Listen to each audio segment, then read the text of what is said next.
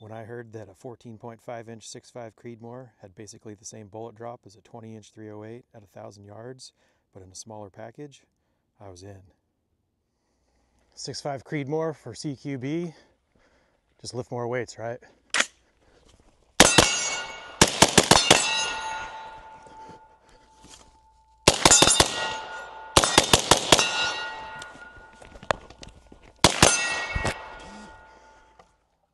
The gun with my scope weighs about 10 pounds, 2.6 ounces. I did some math, and without it, weighs about 8.6 pounds. You add on a magazine of 140 grain, you're looking at 11 pounds, 10.2 ounces. And if you get the Velos, you're looking at about 12 pounds, 14 ounces, almost 13 pounds. Or with my Saker 7.62, there's 13 pounds right there. The Silencer Co. ASR 3-prong flash hider has been pinned and welded to the barrel. That increases the barrel length from 14.5 to 16 inches overall. So it's a non-NFA item, not a short-barreled rifle, and it'll transfer just like any other rifle would to you. There's also Chemo Dead Airs mount available, which is also a great system.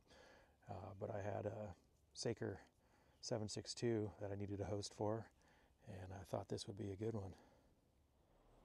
I like the feel, angle, and texturing of the B5 grip. I'm used to Magpul K2 Pluses though, the rubberized versions that have storage in the bottom. I like to carry NFA paperwork in there. I just kind of wish I had something like that. The Radian Talon 4590 safety, when I first got it, that was one of the first things I changed, made it into the 45. Sabre 2-stage DLC coated trigger is actually pretty nice. It's got a little bit of take up, and you feel that wall. Pretty light break. Short reset.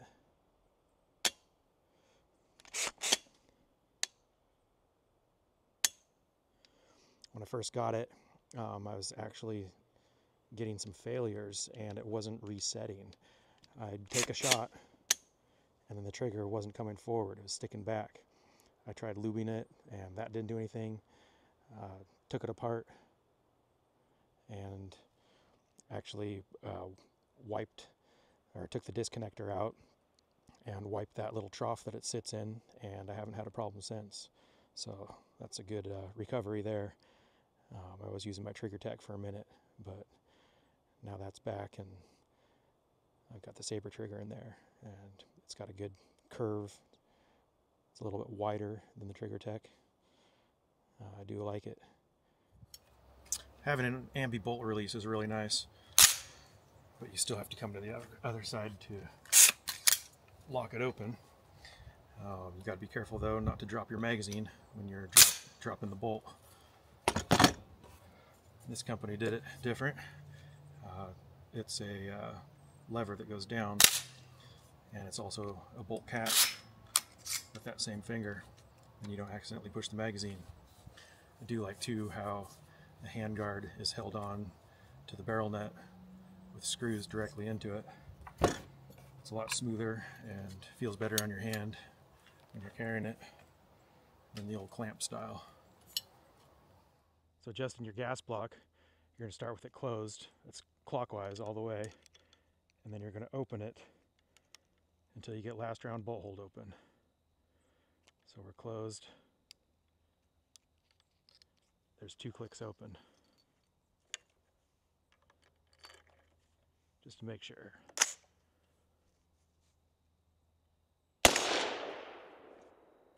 And we didn't get bolt hold open. So open it one more.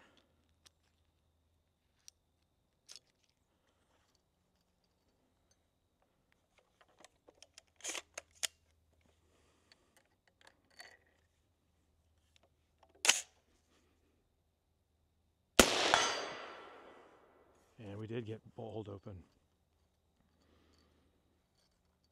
I might go one more for reliability.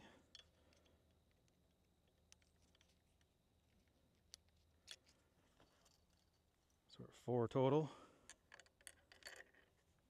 with the Velos. We've got good ejection, about 3 o'clock.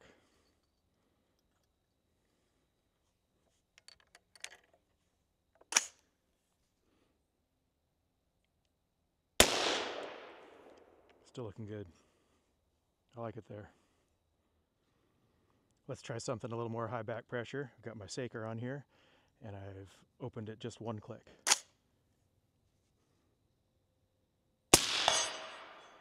And it didn't lock back open.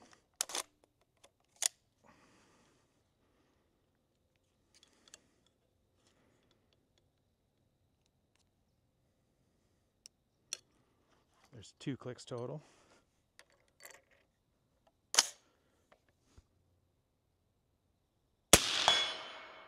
And that did lock back open.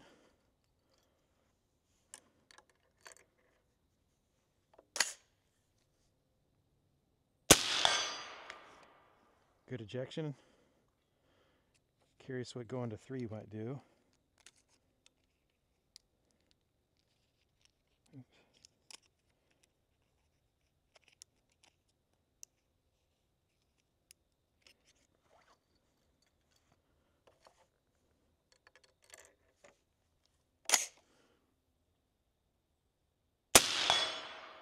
And that put the case more forward, so 2's where it's at for this.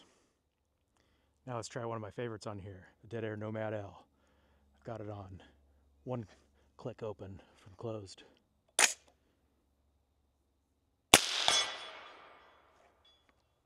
And that locked open.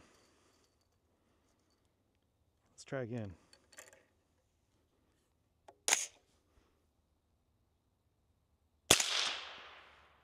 It's kicking it forward too, and that time it didn't lock open. Let's try one more open.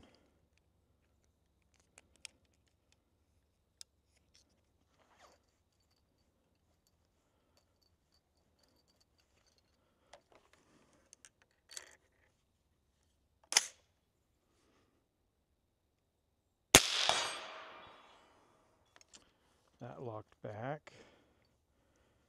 I didn't see where the brass went. Let's try again. Yeah, it's behind me, kicking it kind of far. Yeah, maybe 2 clicks open.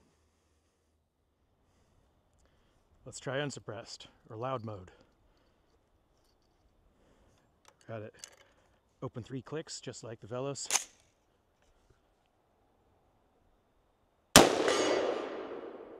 And that did hold open. Should we see what 4 looks like? Did that for reliability with the Velos.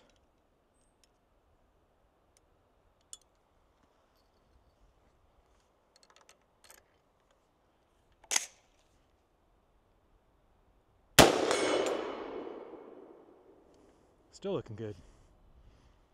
Velos is very low back pressure. Suppression-wise, baffle cans will always win for decibel reduction, although flow-through or low back pressure, ultra low back pressure cans like the Velos are great for keeping your gun cleaner. I mean, I didn't use hardly any rounds to just find out the gas settings of those, but with a couple dozen rounds through the Velos, got this carrier fairly dirty. It's a hard chrome finish though, cleans up rather easy. What I have noticed though is the staking on the nuts that hold in the gas key here. Looks like that one front, let's see if I can get the focus going. That front one is staked properly. It's into the dents of the bolt there. The rear one is on the outer regions, not in the dents. I hope that won't back out on me over time. We'll see how it goes though. Alright, so this is what we've all been waiting for. I'll do the best I can. I've got a primary arms ACSS Raptor 1:8. I've got the Tacticam recording so you can see pretty much what I'm seeing. It's on its zoom feature, so you're seeing it a little bit better. I couldn't see through my black splatter targets with the red centers, so I've just got pieces of white paper down there with red stickers on them. We'll try the Magtech Full Metal Jacket boat tail 140 grains to start. That's what I've got it zeroed with. And let's give it a go here.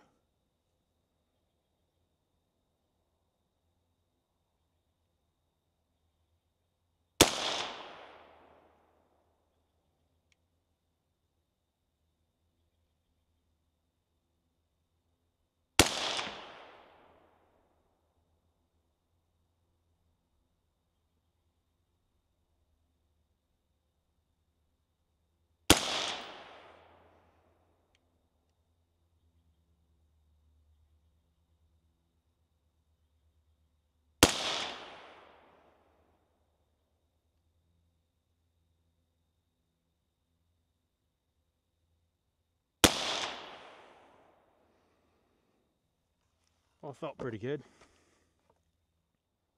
Next up, we got some Federal American Eagle TMJ 120 grain.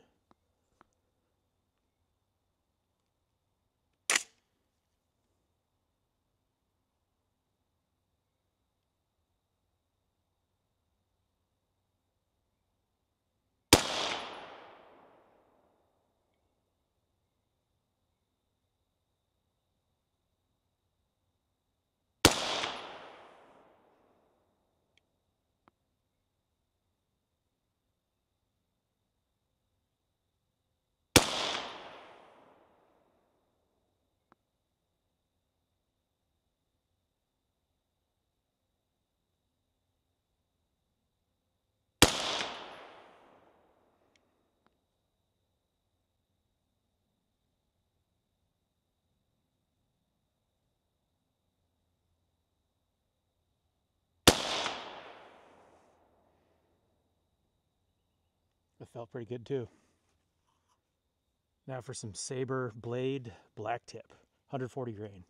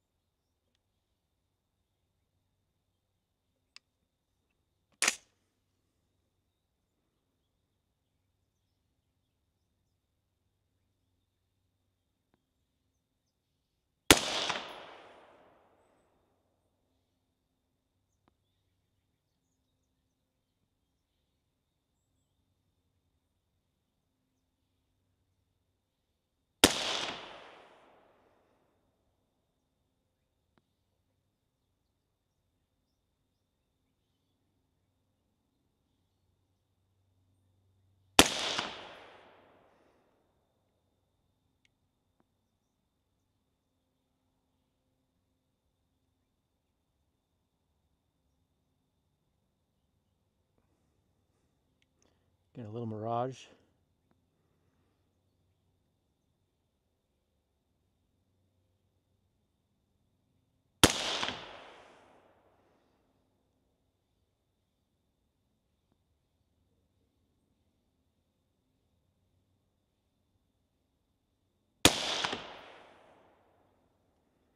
Let's take a look.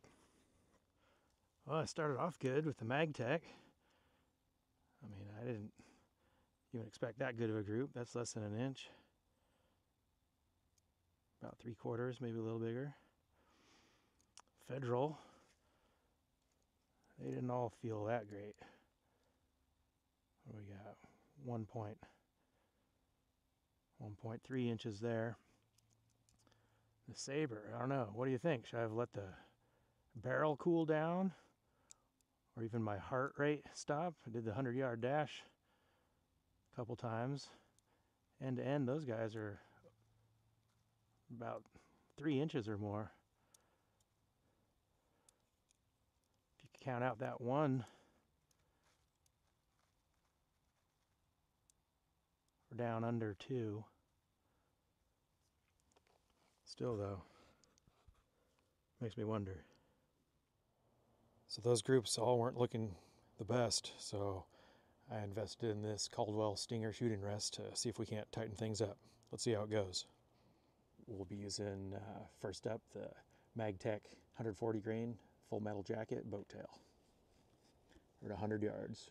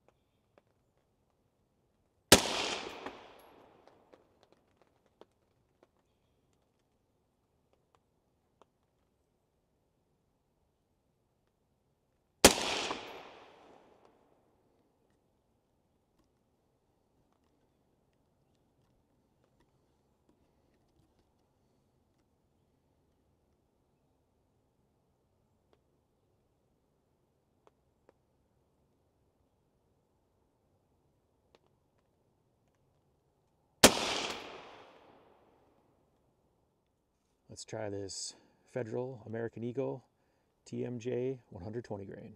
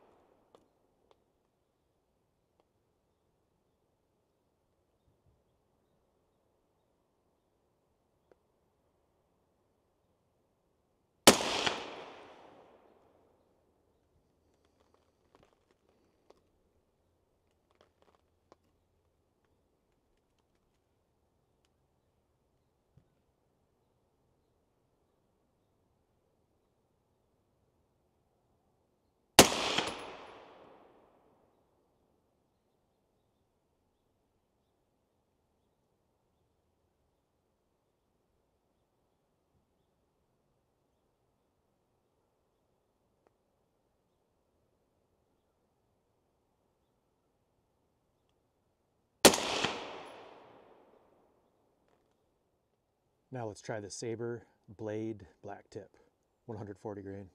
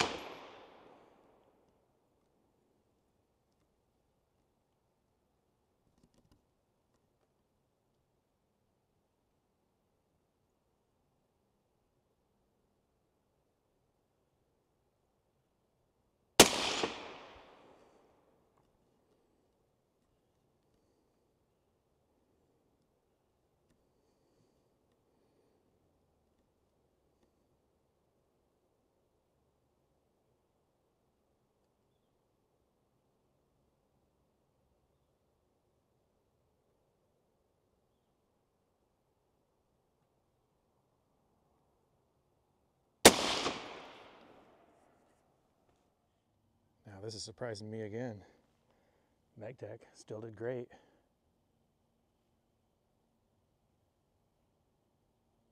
Maybe just under 3/4 of an inch group there. Federal, that's big. But I mean, if you take out this one pretending it's a flyer, I don't know for sure. There's 1.5 inches. And that Sabre ammo, 1.5 inches as well if you take out this one. Guess every barrel needs to find its favorite ammo, and Magtech's the one for this one. All right, we're back at 166 yards. There's a little bit of wind. We'll be shooting at the 16, 12, 8, 6, and 4-inch targets. 4 is a little bit hard to see. Kind of wishing I'd gotten a scope with a little more zoom now, but this is kind of a do-all setup, so we'll see how it goes in time.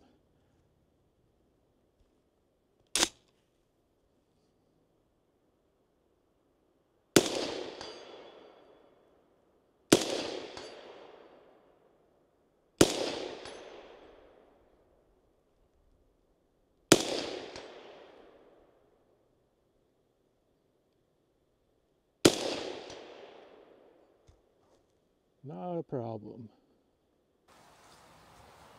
The colors looked a little weird to me at the start, but they've grown on me over time, and they blend well into my surroundings. I had even worse groups when I first got this, and thought that the pin and weld might have been drilled through the barrel. Maybe just a break-in of 200 rounds or so made things better, whatever it was. I'm glad that I had this Magtech ammo from years ago, and that it does so well. There's also lots more kinds to try in the future. I hope I covered everything. You can find more details on the PSA website. Feel free to ask me anything. Also, let me know what you think of it. Thanks for watching.